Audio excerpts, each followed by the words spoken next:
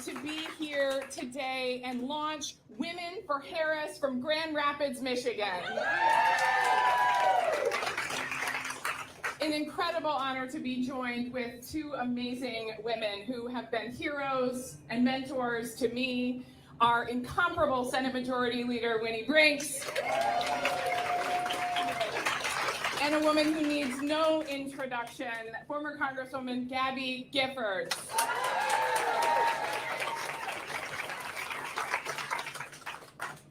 Is Kamala Harris ready to lead or what? Talk about a woman who is ready to step into this role day one. A prosecutor who protected the American public and held criminals accountable. An attorney general who went toe-to-toe with big banks for vulnerable Americans and won. Period. Full stop. A senator who introduced measures to expand maternal health care for mamas, and then saw it signed into law as vice president. And then, as vice president, oversaw a once-in-a-generation bipartisan infrastructure investment, a once-in-a-generation gun safety legislation. Stood up the first ever Office of Gun Violence Prevention at the White House, which she oversees personally. The list goes on. She does not suffer fools. She does not deal in drama. No drama, Kamala. She's cool, calm, collected, capable, and in charge. That's why I'm supporting her. It's an honor to talk about not just an incredibly capable and qualified candidate, but someone who I've gotten to know personally over the last several years. She's had me to her house. She's come to visit us on Capitol Hill. She's come to visit me here in West Michigan. Folks, I am so fired up about Madam Vice President that I have to admit, I even forgot for a second who she's running against. I was talking with a reporter the other day and going on and on about her incredible accomplishments, and they said, yeah, but don't you think Trump, Vance? And I just said, who? I don't even want to talk about those clowns. But it is important to stop and remember just what is at stake. If we don't turn the energy in this room into concrete action. You know, I'm not prone to hyperbole. I don't exaggerate, but we don't have to when it comes to the opposition. You know, we can just look at their exact words. He has said, vote for me, and you'll never have to vote again. She doesn't believe democracy works that way. She's tirelessly championed bills like the John Lewis Voting Rights Act and ensure all Americans, regardless of who they vote for, have the opportunity to vote and have their voices heard at the ballot box. He has said America is a stupid country. She believes it's a shining city on a hill full of potential and opportunity. They have said she can't be president because she's never given birth. Respectfully, neither did the 46 presidents who came before her, but who's counting?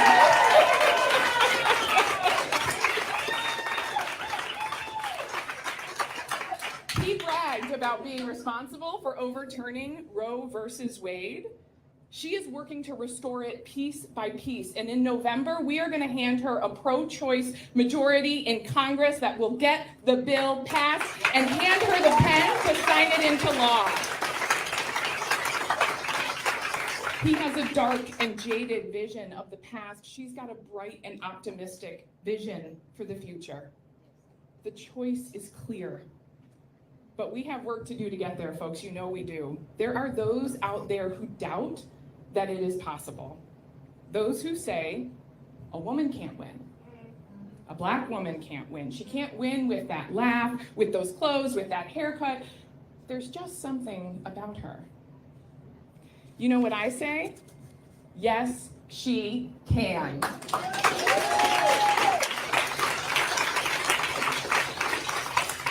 Folks, what if we didn't entertain the doubters? What if we refused to let the doubt take hold, to occupy any airspace from now until November. Can you imagine what it would mean for the children listening to us talk about our potential first woman president? What it would mean if every time someone said she can't do it because she's a woman, nobody will vote for a woman. We said, I don't know, I'm voting for her because she's the most qualified person for the job. What if every time someone tried to undermine her because of her race, her gender, her maternal status, we stood up for the most qualified person for the job, full stop?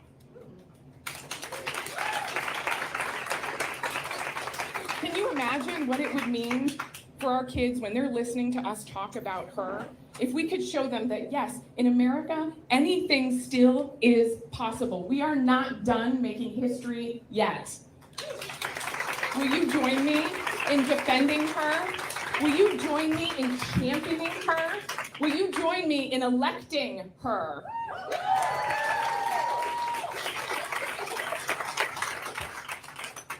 The future belongs to those who are willing to work for it, to those who are willing to go out and vote for it. The question is now, are we willing? Yes.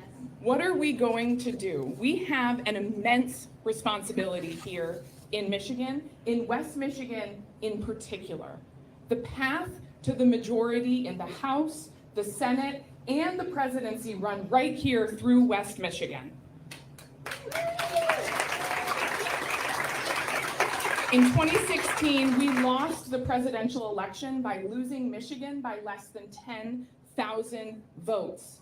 It's the voting that matters. Sign up today to get involved, to canvass, to make phone calls, to turn this election around. We will not let that happen again. Let's go out there and win. Thank you.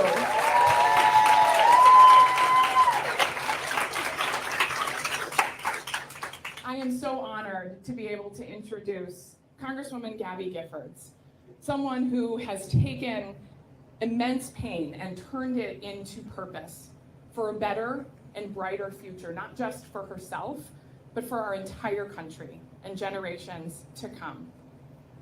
Gabby Giffords.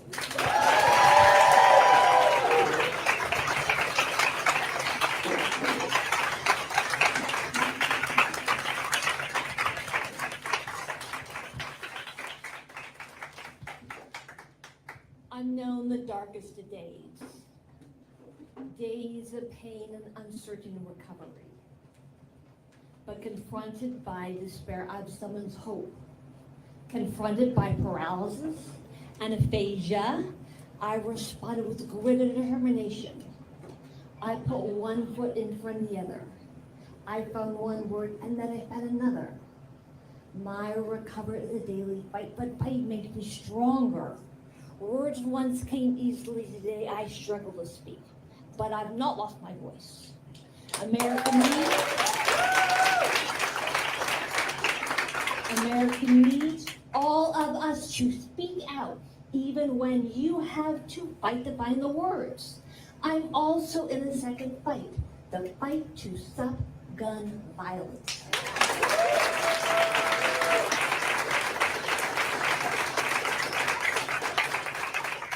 We are at a crossroads. We let the shooting continue, or we can act.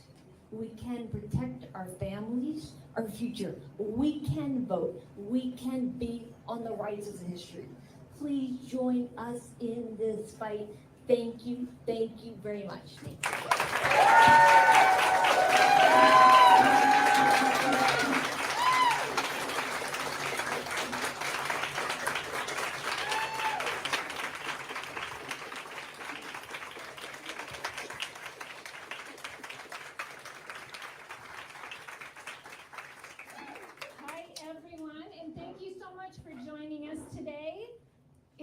Such an honor to have Gabby Giffords with us here.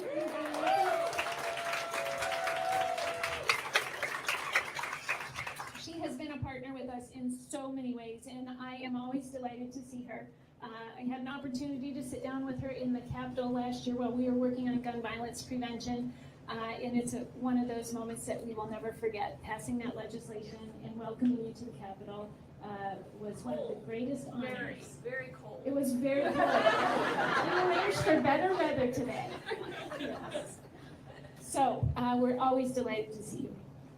So I'm Senator Winnie Brinks. I am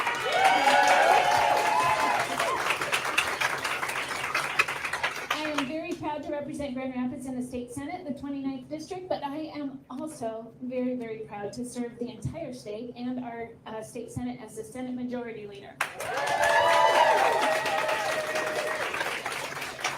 And I'm really thrilled to be here with all of you today, and next to some exceptionally powerful women who are just as fired up as I am to elect Kamala Harris. Are you too? And I know you heard the news yesterday was 100, but today is 99 days away from one of the most consequential elections of our lifetime.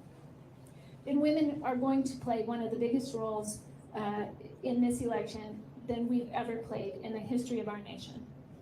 It goes without saying that one of our top issues, the top issues on our minds, is the right to make decisions about our own health care and the freedom to determine our own paths.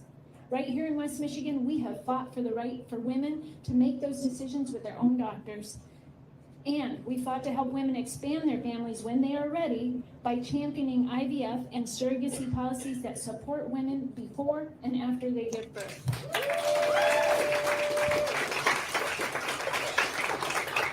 The message is very clear. Women, we support you having kids. We support you having no kids. We support you having cats. We support you having no cats. But who knew that Donald Trump and J.D. Vance did not? We now know for sure about the cats. We always knew about women and children. So, if they get the keys to the White House, we know that they will begin enacting their extreme Project 2025 agenda on day one. Trump's Project 2025 agenda would ban abortion nationwide and give MAGA extremists unprecedented control over our lives. It would raise healthcare costs. They would defund the Department of Education, and it would mean more tax giveaways for Trump's ultra-wealthy friends at the expense of working families. That's the opposite of what we need to do. Kamala Harris, on the other hand, is fighting to restore protections for Roe v. Wade as the law of the land in every state. She's fighting to expand access to affordable housing and childcare and to create more economic opportunities for everyone, including our next generation. As a state legislator, I have seen firsthand how Vice President Harris and President Biden have delivered for Michiganders in a huge way over the past 3.5 years. Whether it's rebuilding our infrastructure, presiding over the creation of hundreds of thousands of new jobs in our state, lowering prescription drug costs, that's right, very important, or keeping our communities afloat during the COVID-19 pandemic. This election is a choice between someone who says he will be a dictator on day one and someone who will fight to expand opportunity for all and protect our freedoms and our democracy.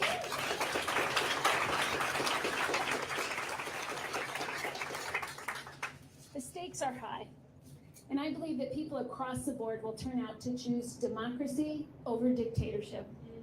And women will be mobilizing a key part of this winning coalition. As we all know, the road to the White House runs through Michigan. You will hear that many, many times over the next 99 days. Only twice today so far, but there will be more. And when you do the math, it is difficult for either party to win the presidency without winning Michigan. And you know this in this room. It's difficult to win Michigan without winning Kent County.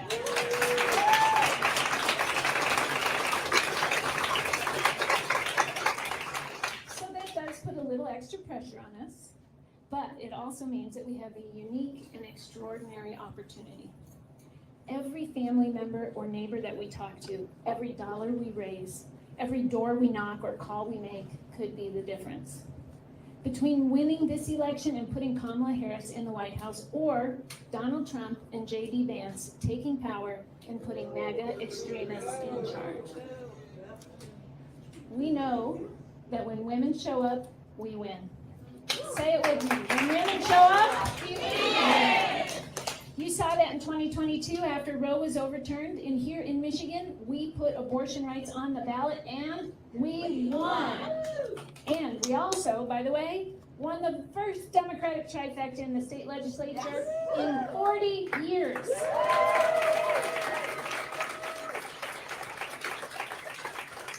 We did that together, and we can do it again now. And I believe that you will see that kind of enthusiasm here in November. But we will not take this for granted. We must be in this fight together. We are asking everyone to be part of this effort, and that includes talking to your friends and families, organizing your neighborhood, raising resources to support the campaign, and more, to send the first woman ever to the Oval Office, and that woman will be Kamala Harris.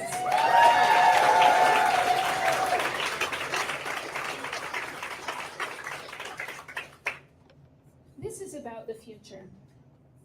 It's about our freedoms.